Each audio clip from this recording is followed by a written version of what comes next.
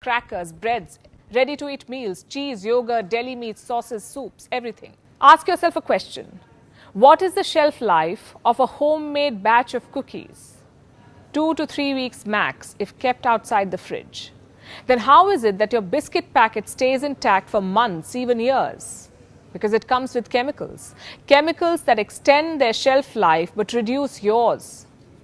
Same with these heat and eat meals.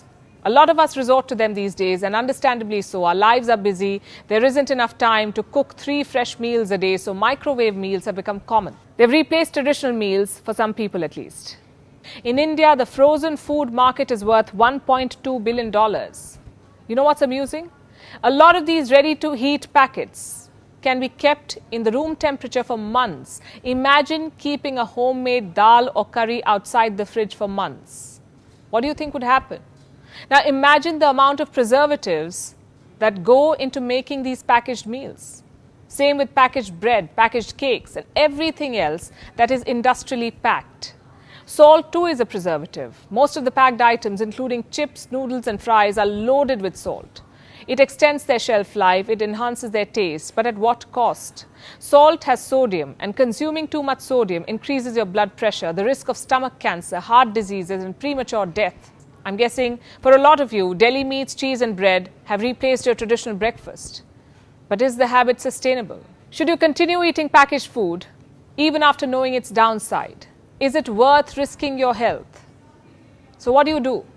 Cook 3 meals a day while also juggling work and life? That's far from what I'm suggesting. The point of this episode is to tell you that you should reduce the intake of packaged and processed food. Realize how some of the most common items in your kitchen can be harmful for you.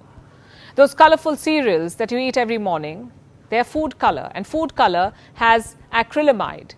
It's a chemical that's not good for your health. It causes cancer. You know what else has food color? Packaged bread, cakes and biscuits. How do you think some of those biscuits are unnaturally dark or orange or pink?